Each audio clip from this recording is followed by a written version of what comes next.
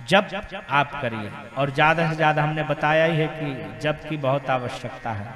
इसमें लिखा है प्रतिदिन भगवान का जप करें और कोशिश करें, जब आप जैसे किसी आराधना कर रहे हो, आप एक साथ इतने ब्राह्मण नहीं खिला सकते, तो आप प्रतिदिन के प्रतिदिन ब्राह्मण खिलाओ। आप अगर किसी संकल्प लेके कोई जाप कर रहे हो, प्रतिदिन जाप करो और उस हिसाब से जितने ब्राह्मण हो रहे हैं, अब दशांश आप निकाल लेना। जैसे आपने 5 लाख जाप करा, गणित हमारी थोड़ी सी सही नहीं है तो आप लोग अपने आप से निकाल लें।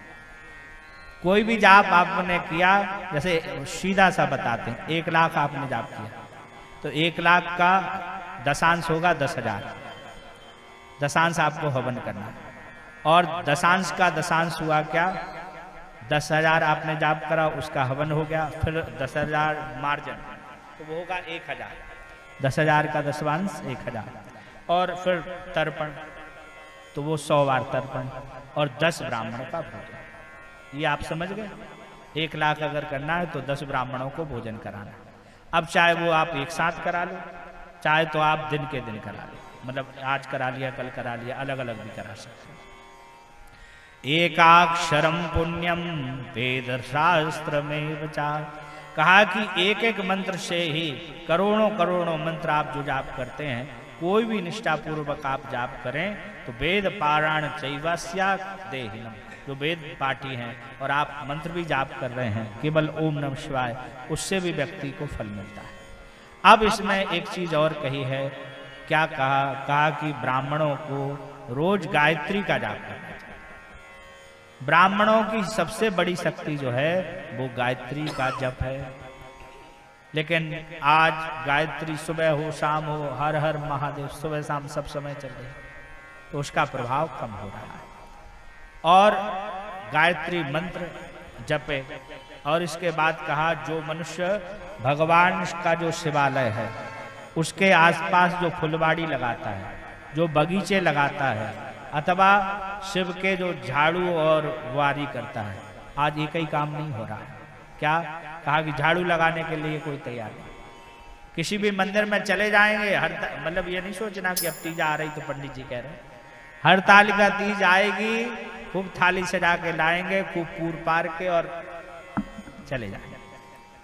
मंदिर में भी जाएंगे, अभिषेक करा, पानी भर लोटा बहाया, और जो है रोली चावल वहीं पूरा पारा और चल दिया। जो आपने पूजन करा है उसका अगर फल चाहिए तो उस जगह को आप साफ करिए। अपनी आसन को कभी पैर से मत खिसकाइए। जिस आसन पे आप बैठते हैं उसको कभी पैर से मत खिसकाइए, आपका पूरा पुण्य चला जाए। आप जब पूजन करें, पूजन से उठते समय उस आसन को प्रणाम करिए, जल गिराइए और नेत्रों से लगाइए और कहेंगे इंद्राय नमः, जिससे आपका फल आपके पास सुरक्षित रहे। जब आप जप करते हैं अगर थोड़ी सी भी गलती हुई तो इंद्र आपका पूजा का फल ले जाएंगे। इसलिए आसन को प्रणाम अवश्य करना चाहिए। मनुष्यों के द्वारा जो शिवलिंग है, जैसे आप देखो ये भगवान के शिवलिंग बने हैं, इनमें अलग अलग वो बताए हैं। मनुष्यों के द्वारा जो शिवलिंग है उनका पुण्य क्षेत्र बताया, 10 किलोमीटर तक जो है उनका पुण्य क्षेत्र रहता है। 10 किलोमीटर, जैसे अपन ने जो स्थापित कराया, जैसे ये यहाँ शिवलिंग है, इसके 10 किलोमीटर तक ये पुण्य क्षेत्र बन गया। और जो देवताओं के द्वारा शिवलिंग है, देवताओं के द्वारा जो शिवलिंग स्थापित रहता है, कुछ शिवलिंग ऐसे हैं जो स्वयंभू हैं या देवताओं के, उनका 100 किलोमीटर तक पुण्य क्षेत्र रहता है। 100 किलोमीटर, और वो पूरा पुण्य क्षेत्र है। जैसे अपने महाकाल तो दूर हो गए, वो तो 200 किलोमीटर है, लेकिन अगर वो अपने 100 किलोमीटर के अंदर में आते तो अपन भी उसी के दायरे में आते। तो 100 किलोमीटर तक का बताया। अब इसके बाद मोक्षदम पुण्य क्षेत्रम या वर्णानी काल विमन्नरा, अब इसके बाद मोक्षदात आदि नदियां बताएं, विभिन्न प्रकार के काल देश बताए कि संक्रांति पर क्या फल होता है। विशेष नदियों पे देखो, सबसे पहले कहा कि आपने जो घर में जाप करा उससे 10 गुना किसी देवालय में जाप करने का फल मिलता है, और देवालय में जो आप जाप करोगे उससे 10 गुना किसी गौशाला में जाके जाप करने से फल मिलता है, और गौशाला में जो आप जाप कर रहे हो उससे 10 गुना फल किसी तीर्थ क्षेत्र में मिलता है। और तीर्थ क्षेत्र में जो आप जप कर रहे हो उससे 10 गुना फल किसी नदी के किनारे मिलता है। और 10 गुना नदी में जो करा उससे 10 गुना फल किसी समुद्र किनारे बैठकर जप करने का फल मिलता है। और समुद्र किनारे जो आप जप कर रहे हो उससे भी 10 गुना जाप का फल आपको कहाँ मिलेगा? जब आप पहाड़ पर करो। तो इसलिए अधिकांशतया जो महात्मा साधु संत होते थे वो पहाड़ों पर ही जाके जो है बसते थे और वहीं तपस्या करते थे। और कहा कि इन सबसे भी अधिक जो फल है वो गुरु की सन्निधि में फल है। जैसे गुरु जी आपके बैठे हैं, अब कई बार हमने देखा कई लोग जो है गुरु जी के सामने ही मंत्र जाप करते रहते हैं। तो एक को कहा भाई क्यों कर रहे हो? कहा कि महाराज आपको पता नहीं, इसमें लिखा है कि गुरु के सामने मंत्र जप करने से अनंत गुना फल मिलता है। एक बार आपने जाप करा तो उसका अनंत अनंत फल मिलता है। तो गुरु की सन्निधि में इस प्रकार से जाप। फिर उपवास आदि के बताए। नर्मदा में, नर्मदा को जो है 24 मुख कहा है। नर्मदा जो है वो 24 मुख से है, वैष्णव पद को प्राप्त करती हैं। और गोदावरी जो नदी है वो 21 मुख वाली है। ये गोदावरी ब्रह्म हत्या, गौवध आदि बड़े बड़े पाप को नष्ट कर देती है। गोदावरी कहाँ है? कहाँ है? त्र्यंबकेश्वर में। त्र्यंबकेश्वर नासिक पक्का?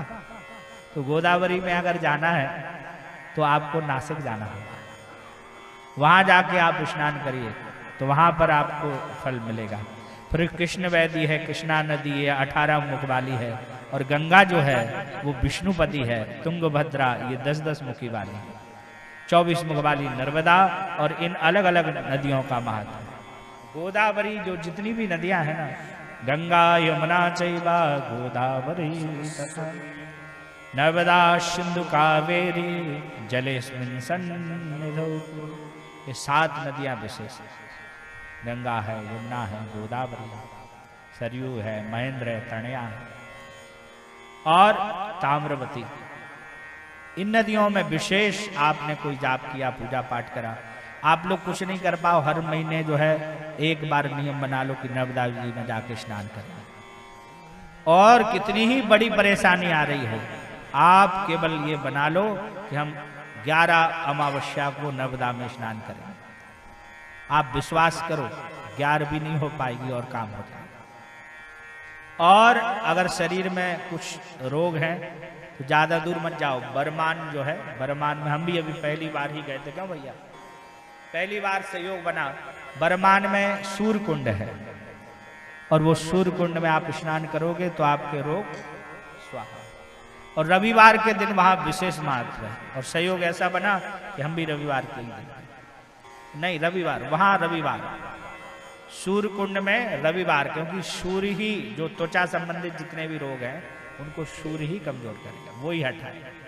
तो वहां का रविवार का और नर्मदा में स्नान जो करना है। जैसे आपको कोई बाधा आ गई, कई लोगों को बाधाएं आ जाती हैं, कहते हैं कि प्रेत बाधा है, ये है, वो भी अमावस्या के स्नान से ही दूर है। प्रेत काल स्वरूपाणम छत्रान देहिनम। अब इसमें अलग अलग बातें कहीं, पाप रोग आदि भय क्रांत बताया, सबको हरने वाला है। ये माया बताई, पितरों की तृप्ति के लिए बताया कि पितरों की तृप्ति को देने वाली भी नर्मदा है।